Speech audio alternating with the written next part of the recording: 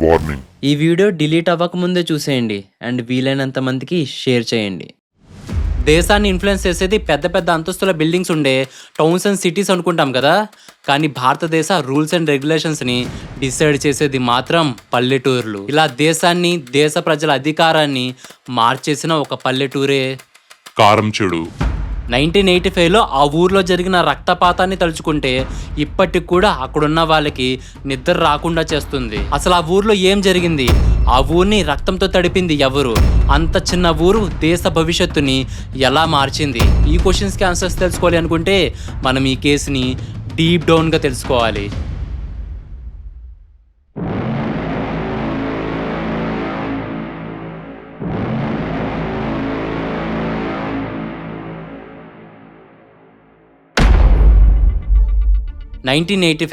ఆ టైంలో ఆంధ్రప్రదేశ్లో వన్ ఆఫ్ ది రిచ్ విలేజ్గా కారంచెడు ఉండేది. ఆ ఊర్లో మొత్తం 10,000 మంది ఉంటే అందులో 6,000 మంది కమ్మ కులానికి చెందిన వాళ్ళు ఉండేవారు. అండ్ 300 కుటుంబాలు మాదిగ కులానికి, 150 కుటుంబాలు మాల కులానికి చెందిన వాళ్ళు ఉండేవారు. ఈ రెండు కులాలు కలిపి 1,500 మంది దాకా ఉండేవారు. ఆ ఊర్లో ఉన్న కమ్మ కులానికి చెందిన కుటుంబాలకి 20 నుంచి 30 ఎకరాల భూమి ఉండేది. కొంతమందికి అయితే 60 ఎకరాలు కూడా ఉండేది. అయితే వీళ్ళకి వీటితో పాటు బిజినెస్, సినిమాలు, ఇండస్ట్రీస్ లో కూడా ఇన్వెస్ట్మెంట్స్ ఉండటం వల్ల చాలా ధనవంతులుగా ఎదిగారు. ఇదంతా ఒక సైడ్ అయితే వీళ్ళ దగ్గర మాలా మాదిగలు పాలేరులుగా పనిచేసేవారు. అయితే వీళ్ళకి సంవత్సరానికి 2,000 రూపాయలు మాత్రమే జీతం ఇచ్చేవారు. పొలం పనులు చేసుకునే ఆడవాళ్ళకి రోజుకి 6 నుంచి 8 రూపాయలు అండ్ మగవాళ్ళకైతే 10 నుంచి 12 రూపాయలు మాత్రమే ఇచ్చేవారు. గవర్నమెంట్ ఇలా పనులు చేసుకునే వాళ్ళకి మినిమం ఇంత శాలరీ ఇవ్వాలి అని చెప్పిన తర్వాత కూడా దానికంటే తక్కువ ఇచ్చేవారు. కొంతమంది మాలా మాదిగలు కమ్మ వాళ్ళ పొలాల్ని లీజుకి తీసుకునేవారు. అయితే ఆ అగ్రిమెంట్ అక్కడితో ఉంచకుండా వాళ్ళ ఇంట్లో పనులు, పశువుల పనులు కూడా చేయమని వెట్టి చాకరీ చేయించుకునేవారు. ఆ ఊర్లో ఒక అలవాటు ఉంది. అదేంటంటే హరే రామ గంట. అది మార్నింగ్ 4:30 నుంచి రాత్రి 10 వరకు మోగేది. అది ఎప్పుడైతే మోగుతుందో ఆ ఊర్లో ఉన్న పనులు పనిలోకి వెళ్ళిపోవాలి అండ్ ఎప్పుడైతే ఆగుతుందో అప్పుడే ఇంటికి రావాలి. ఎలా చూసుకున్నా కూడా వాళ్ళు రోజుకి 16 గంటల కంటే ఎక్కువసేపు పనిచేసేవారు. అయినా కూడా అంత తక్కువ డబ్బులు ఇవ్వటం మాలా మాదిగలకి చాలా బాధగా ఉండేది. ఒకసారి ఏమైందంటే జాగర్లమూడి తిరుపతి దగ్గర పిల్లి సుబ్బారావు అనే అతను పాలేరుగా పనిచేస్తుండేవాడు. అయితే తను చాలా నమ్మకంగా తన పని తాను చేసుకుంటూ అక్కడి నుంచి వెళ్ళిపోయేవాడు. కానీ ఒకరోజు ఏదో ప్రాబ్లం రావటం వల్ల పనిలోకి రాలేకపోయాడు. ఆ రోజు తిరుపతికి చాలా కోపం వచ్చింది.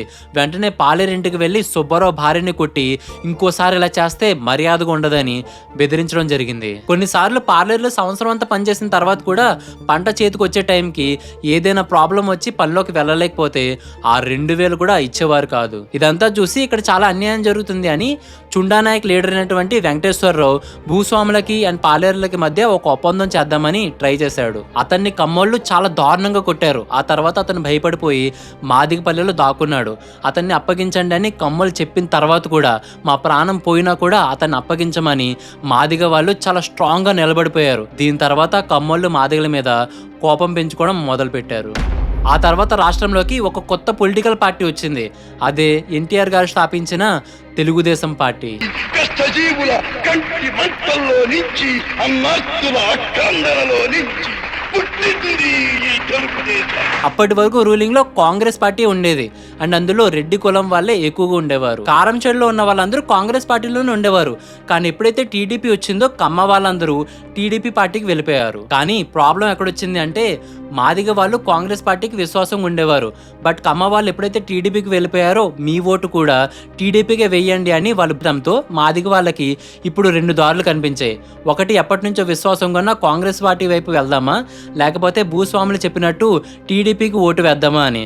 కానీ వాళ్ళు కాంగ్రెస్ పార్టీ వైపు ఉందామని ఫిక్స్ అయిపోయారు. ఎలక్షన్ స్టార్ట్ అయ్యాయి. ఓటు వేయడానికి వెళ్ళిన మాదిగలు కాంగ్రెస్ కి ఓటు వేస్తున్నారని తెలిసి కమ్మోలు వాళ్ళని ఆపడానికి ట్రై చేస్తే మాదిగల లీడర్ అయినటువంటి తెల్ల యోషువ ఓటు వేయకుండా ఆపే అధికారం నీకెవరిచ్చారు అని వాళ్ళని గేటు బయటికి గెంటేశాడు. ఆ తర్వాత కమ్మోళ్ళు దీనికి ప్రతీకారం తీర్చుకోవాలి అని టైం కోసం ఎదురు చూస్తున్నారు. దీనికి ముందే ఎన్టీఆర్ గారి కూతురైనటువంటి పురంధేశ్వరిని కారంచెడు ఊరి పెద్ద అయినటువంటి దగ్గుబాటి చెంచురామయ్య గారి కొడుకైనటువంటి దగ్గుబాటి వెంకటేశ్వరరావుకి ఇచ్చి పెళ్లి చేశారు. ఇప్పుడు ఆ ఊర్లో టీడీపీ పట్టు చాలా స్ట్రాంగ్ అయింది. ఎలక్షన్స్ అయిన తర్వాత స్టేట్ లో టీడీపీ రావటం వల్ల ఆ ఊర్లో ఉన్న కమ్మ కాస్ట్ వాళ్ళకి చాలా ప్లస్ అయింది. ఎప్పుడు చూడలేనంత డబ్బు సంపాదించారు. డైరెక్ట్ గా స్టేట్ సీఎం తోనే సంబంధం ఉండటం వల్ల ఇంకా దేనికి తిరుగులేదు అనుకున్నారు. దగ్గుబాటి చెంచురామయ్య వాళ్ళందరికీ దిశానిర్దేశం చేస్తుండేవారు. ఆయన కొడుకు ఆ ఎలక్షన్స్ లో ఎమ్మెల్యేగా ఎన్నుకోబడ్డారు. ఇదే ఆసరాగా తీసుకుని కమ్మ కులానికి చెందిన వెంకటేశ్వర అనే అతను తిరుపతయ్య అనే మాదిగ ఇంటికి వెళ్లి అతని కూతుర్ని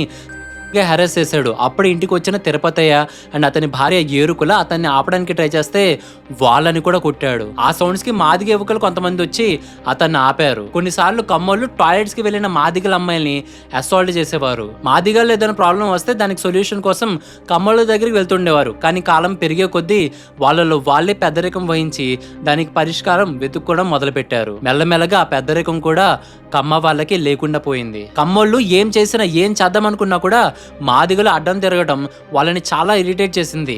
ఒక్క మూమెంట్ కోసం ఎదురు చూస్తున్న కమ్మోళ్ళకి ఆ అవకాశం రానే వచ్చింది.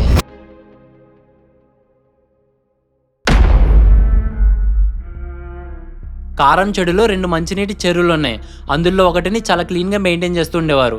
ఆ నీళ్ళని అగ్ర కులస్తులైనటువంటి కమ్మోళ్ళే తాగేవారు. ఇంకో చెరువుని అంత మంచిగా పట్టించుకునేవారు కాదు. అయినా కూడా బీసీలు మాల మాదిగ ప్రజలు అందులో ఉన్న వాటర్నే తాగేవారు. కానీ 16 జూలై 1985 కమ్మ కులానికి చెందిన రాయనూడి ప్రసాద్, పోతిన సీను అనే ఇద్దరు ఏదైతే బలహీన వర్గాలు తాగే చెరువు ఉందో ఆ చెరువు గట్టుపైన గేదెల్ని కడుగుతూ అవి తాగిన కుడితే నెలని ఆ చెరువు మెట్ల పైన వేసేశారు. అది చూసిన కత్తి చంద్రయ్య అనే మాదిగ వికలాంగ అబ్బాయి ఎందుకు ఇలా చేస్తున్నారని వాళ్ళని క్వశ్చన్ చేశాడు. మాదిగోడు, అది కూడా వికలాంగుడు, మేం చేసేదాన్ని ప్రశ్నిస్తాడా అని కోపం వచ్చి అతన్ని బూతులు తిట్టి ఏదైతే గేదెల్ని కొట్టే కొరడా ఉందో దానితో అతన్ని కొట్టడం మొదలు పెట్టారు. ఆ పక్కనే బిందులో నీళ్లు పట్టుకోవడానికి వచ్చిన మున్నంగి సువార్త అనే 19 years మాదిగ అమ్మాయి వాళ్ళు అలా కొడుతూ ఉంటే ఆపడానికి ట్రై చేసింది.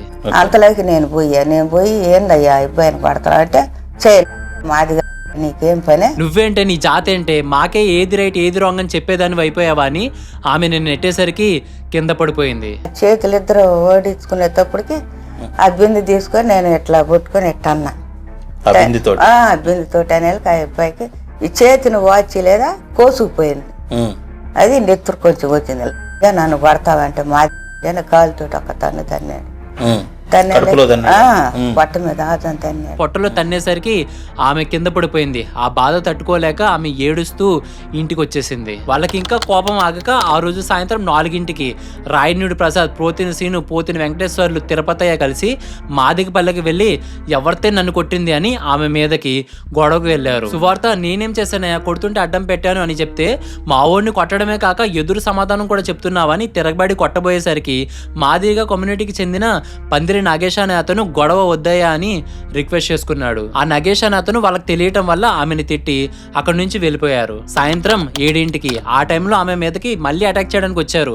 కరెక్ట్ గా అదే టైంలో ఆమె భర్త అండ్ ఆ మామగారు కూడా లేకపోవటం వల్ల వాళ్ళ పిల్లల్ని ఏం చేస్తారా అని ఆమె చాలా భయపడింది. సువార్త జుట్టు పట్టుకుని రోడ్డు మీదకి తీసుకొచ్చి ఆమెని బూతులు తిట్టడం స్టార్ట్ చేశారు. అదే ఆవేశంలో ఎవరైతే వికలాంగుడు ఉన్నాడో ఆ చంద్ర ఇంటికి వెళ్లి వాళ్ళ అమ్మగారితో, తీసుకురా నీ కొడుకుని బయటికి, భూస్వాముల్ని ఎదురిస్తాడా, వాడంతూ చూస్తామని బెదిరించారు. అప్పటికే చంద్రయ్యని వాళ్ళ అమ్మగారు ఎక్కడికో పంపించేశారు. కరెక్ట్ గా అదే టైంలో మాదిగ మగవాళ్ళు కొంతమంది అక్కడికి వచ్చి వాళ్ళని అడ్డుకున్నారు. వీళ్ళుండగా మనం ఏం చేయలేము అని వెనక్కి వెళ్ళిపోయిన వాళ్ళు ఆ రోజు రాత్రి పంచాయతీ పెట్టి ఆ అమ్మాయిని శిక్షించాల్సిందే అని చెప్తే మాదిగల్లో పెద్దోళ్ళు అయినటువంటి తెల్ల యేషువ, తెల్ల మోషే, ముత్తయ్య లాంటి వాళ్ళు ఎందుకయ్యా చిన్న గొడవని ఇంత పెద్దది చేస్తున్నారు, మేము మీ దగ్గర పని చేసుకునే వాళ్ళం, మమ్మల్ని క్షమించేయండి అని రిక్వెస్ట్ చేసుకుంటే ఇదే లాస్ట్ వార్నింగ్ అని చెప్పి పంచాయతీ తీర్పిచ్చింది. గొడవ నార్మల్ అయింది అని మాదిగ వాళ్ళు ఎవరింటికి వాళ్ళు వెళ్ళిపోయారు. నైట్ పడుకుంటే గానీ తెల్లారుజామున పనిలోకి వెళ్ళలేమని తినేసి ప్రశాంతంగా పడుకున్నారు. కానీ ఆ రోజు రాత్రే వాళ్ళలో చాలా మందికి చివరి రాత్రి అవుతుందని తెలుసుకోలేకపోయారు. 17 జూలై 1985 ఆ ఊరుకున్న ఆచారంలానే పొద్దున్నే రామగంట మోగింది. చాలా మంది మగవాళ్ళు పాలేరు పనికి బయలుదేరిపోయారు. ఎక్కడి వాళ్ళు అక్కడికి వెళ్ళిపోయిన తర్వాత తెల్లారుజామున 7 ఆ చుట్టుపక్కల ఉన్న 7 గ్రామాల కమ్మోళ్ళు అండ్ కారం చెడు కమ్మోళ్ళు మొత్తం 4000 మంది కత్తులు, గుణపాలు ఇంకా వేరు వేరు ఆయుధాలని తీసుకొని మాదిగపల్లె మీద దండయాత్ర చేశారు. కనిపించిన మాదిగల్ని నరకటం, పొడవడం స్టార్ట్ చేశారు. అది చూసిన జనాలు భయంతో పొలాల్లోకి పరిగెట్టారు. ఊరంతా తగలబడిపోతుందని పడుకుంటున్న సువార్తకి ఆమె భర్తకి తెలిసింది. ఆమె భర్త కొమ్మోళ్ళ మీద అటాక్ చేయడానికి వెళ్ళిపోయాడు. వేరు ఊళ్ళ నుంచి కమ్మోళ్ళు రావటం వల్ల సువార్త ఎలా ఉంటుందో వాళ్ళెవరికి తెలియదు. ఇంకా అలా సువార్త తన 3 పిల్లల్ని తీసుకొని మంచం చాటున ఏడుస్తూ భయంతో అలా దాక్కుండిపోయింది. ఆ ఇళ్లలో ఉన్న అమ్మాయిల్ని బయటికి తీసుకొచ్చి వాళ్ళని అత్యాచారం చేసేశారు. గోడకున్న జీసస్ ఫోటోని చింపేశారు. ఆ గుడిసెల గోడల్ని పడగొట్టేశారు. ఒక ట్రాజిక్ ఇన్సిడెంట్ ఏంటంటే దుడ్డు రమేష్ భార్యని రోడ్డు మీదకి తీసుకొచ్చి ఆమెని చిత్రహింసలు పెడుతూ కొట్టారు. ఊర్లో ఇలా జరుగుతుందని తెలిసి దుడ్డు రమేష్ పరిగెట్టుకుని అక్కడికి వచ్చేసరికి అతని ముందే అతని భార్యని అత్యాచారం చేశారు. ఇక్కడతో ఆగకుండా ఆమె కళ్ళ ముందే దుడ్డు రమేష్ని నరికి చంపేశారు. మాదిగ వాళ్ళు కర్రసమ్ము బాగా చేస్తారు. అట్లీస్ట్ అది చేసినా వాళ్ళ ఊరి వాళ్ళని కాపాడుకుందామని ట్రై చేసిన ఆ ఊరి పెద్దలైనటువంటి తెల్ల మోషే, తెల్ల యేషువ, రమేష్, దుడ్డు మోషే లాంటి వాళ్ళని అతి క్రూరంగా నరికి చంపేసి వాళ్ళ డెడ్ బాడీస్ పైన డాన్సులు కూడా వేశారు. ఇలా కనిపించిన మాదిగల పైన వాళ్ళ ఆయుధాలని ఉపయోగిస్తూనే ఉన్నారు. ఊరంతా రక్తం ఏరులై పారింది. షాకింగ్ థింగ్ అంటే ఇదంతా జరుగుతున్నప్పుడు మధ్యలోనే పోలీసులు అక్కడికి వచ్చారు. వాళ్ళు చూస్తూ ఉండిపోయారు కానీ ఆ మారణకాండని ఆపలేకపోయారు. అలా రక్తంతో పరిగెడుతూ కొంతమంది చీరాల్లో ఉన్న చర్చిల్లో తలదాచుకున్నారు. ఎప్పుడైతే ఈ ఘోరమైన సిచ్యువేషన్ కొంచెం కూల్ అయిందో సువార్త బయటకు వచ్చి చూస్తే ఎటు చూడు రక్తం. కొంతమంది బట్టలు లేకుండా పడున్నారు. రక్తంతో నిండిపోయిన మృతదేహాలు, చేతులు కాళ్ళు తెగిపోయిన చిన్నపిల్ల, తలలు పగిలిపోయిన జనాలు, చనిపోయిన వాళ్ళ ఒంటి మీద 100కు పైగా కత్తుల ఘాట్లు. ఇలాంటి దృశ్యాలు చూసి సువార్త భయపడిపోయి చీరాలు వచ్చేసింది. మొత్తం ఇన్సిడెంట్లో 8 మంది చనిపోతే 6 మాత్రమే చనిపోయారని పోలీసులు చెప్పారు. ఆ 6 పేర్లు దుడ్డు వందనం, దుడ్డు రమేష్, తెల్ల మోషే, తెల్ల యేషువ, తెల్ల ముత్తయ్య, దుడ్డు అబ్రహం. వీళ్ళని చంపాలని ఎప్పటి నుంచో అనుకుంటున్నారు. ఎందుకంటే వీళ్ళే మాదిగలకి పెద్ద దిక్కు. అలాంటి వాళ్ళని చంపేస్తే వాళ్ళకి ఏం చేయాలో అర్థం కాదు, మా దగ్గర పడి ఉంటారనే ఉద్దేశంతో 3 ఆడవాళ్ళని అత్యాచారం చేశారు. పోలీస్ జీప్ చూసి మనం చూసి కొంతమంది పరిగెత్తున్నారు. సో ఈజీగా we can identify that they are the వేరే పెద్ద కమ్యూనిటీ కమాండ్. తర్వాత ఇక స్పాట్ చూస్తే భయంకరమైన స్పాట్, అంటే ముస్లిమ్స్ గోరీలోనే ఉంటాయి. తర్వాత జమ్మి చెట్టు సెంటర్, అక్కడ నుంచి చూస్తే వరుసగా రోడ్డు పక్కన అటు పక్క ఎక్కడ పడితే అక్కడ పడి ఉన్నారు. Around 32 members. ఒకడైతే ఒక మోషే అనే అతను ముత్తయ్య మన కాలువలో తొక్కేసి కాలువలో పడి ఉన్నాడు. బయట చూస్తే బతుకున్నట్టున్నాడు. Is testicles worse fees literally. దానివల్ల తర్వాత డాక్టర్ చెప్పారు. ఒక అతనేమో వాగు పక్కన ఇక్కడ పడింది వాడికి, యెహోషువ. సిచ్యువేషన్ ఎలా అయిపోయిందంటే చీరాల గవర్నమెంట్ హాస్పిటల్లో బెడ్సే సరిపోలేదు. చాలా మందికి నేల మీద పడుకోబెట్టి ట్రీట్మెంట్ ఇచ్చారు. తినడానికి తిండి లేదు, జేబుల్లో డబ్బులు లేవు. ఎవరికి చెప్పుకోవాలో తెలియక దిక్కులేని పరిస్థితుల్లో వాళ్ళు ఉండిపోయారు. ఇంత జరిగిన తర్వాత ఆంధ్రప్రదేశ్ ఒకటే కాదు, దేశమంతా ఉలిక్కిపడింది. వెంటనే ఆంధ్రప్రదేశ్ సివిల్ లిబర్టీస్ కమిటీని ఆంధ్రప్రదేశ్ గవర్నమెంట్ వేసింది. ఇప్పటిదాకా నేను ఏదైతే స్టోరీ చెప్పానో అందులో చాలా వరకు విషయాలు ఆ కమిటీలో ప్రూవ్ అయినవే. దీని తర్వాత మాదిగలు కలిసి బహిరంగ సభలు చేయడం స్టార్ట్ చేశారు. చలో హైదరాబాద్, చలో ఢిల్లీ లాంటి పెద్ద పెద్ద ప్రోగ్రామ్స్ ని కత్తి పద్మారావు, తెల్ల జడ్సన్, కోటి జేమ్స్ లాంటి గట్టి లీడర్స్ ముందుండి నడిపించారు. కమ్యూనిటీ అందరి దగ్గర నుంచి ఫండ్స్ వేసేసి ఊళ్ళో వాళ్ళకి ఇల్లు, స్థలాలు నష్టపరిహారం చెల్లించాలి అని సహాయ నిరాకరణ ఉద్యమం కూడా చేశారు. ఈవెన్ పరామర్శించడానికి వచ్చిన సీఎం అయినటువంటి ఎన్టీఆర్ గారిని కూడా మాకు పరామర్శలొద్దు, న్యాయం కావాలి అని ఆయన ముందు కూడా నిరసనలు చేపట్టారు. ఈ మొత్తం ఇన్సిడెంట్ కి ఆలిసమ్మ అనే ఆవిడ ఐ విట్నెస్ గా ఉంది. కానీ 1987లో ఆవిడను కూడా నరికి చంపేశారు. ఇంత జరిగిన తర్వాత ఆ ఊరి పెద్ద మనిషి మరియు ఎన్టీఆర్ గారి వియ్యంకుడైనటువంటి దగ్గుబాటి చెంచురామయ్య 2 కులాల వారిని కూర్చోబెట్టి మాట్లాడతారని వెయిట్ చేసిన మాదిగలకి అది కలగాని మిగిలిపోయింది. ఊరిలో ఏం జరిగినా కూడా ఆయన నిర్ణయం లేకుండా కమ్మోళ్ళు ఏం చేయరు. అలాంటిది ఈ ఇన్సిడెంట్ లో కూడా ఆయన చెప్తేనే వాళ్ళంతా మాదిగపల్లిని నాశనం చేశారు అని ఒక థాట్ వాళ్ళ మైండ్స్ లో స్ట్రాంగ్ ఉండిపోయింది. 1988లో పీపుల్స్ వార్ అనే మావోయిస్ట్ పార్టీ ఒకటి తెలంగాణలో మనకి పవర్ ఉంది. ఆంధ్రప్రదేశ్ లో కూడా మన పేరు వినపడాలి అంటే మాదిగలు మన వైపు తిరగాలి. దగ్గుబాటి చెంచురామయ్య గారిని చంపితే మాదిగలు మన వైపు వచ్చేస్తారు అనే థాట్ తో 5 ఆయన ఇంటికి వెళ్లి ఉద్యోగాలు ఇప్పిస్తామంటే వచ్చాము సార్ అని చెప్తే మాదిగలు కూడా ఉద్యోగాలు కావాలని అన్నప్పుడు వాళ్ళు తెచ్చిన బుట్టలో ఉన్న గన్ని తీసుకొని 9 బుల్లెట్లు ఆయన బాడీలో దిగేలాగా కాల్చి చంపేశారు.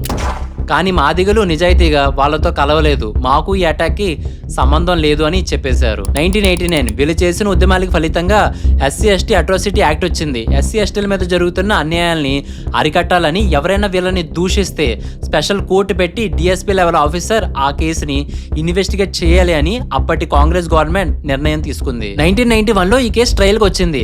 17 years తర్వాత అంటే 2008లో ఈ కేసులో షార్ట్ లిస్ట్ అయిన 30 మంది క్రిమినల్స్ లో కొంతమందికి లైఫ్ ఇంప్రిజన్మెంట్ శిక్ష వేస్తే ఇంకొంతమందికి 3 సంవత్సరాల జైలు శిక్ష కోర్టు వేసింది.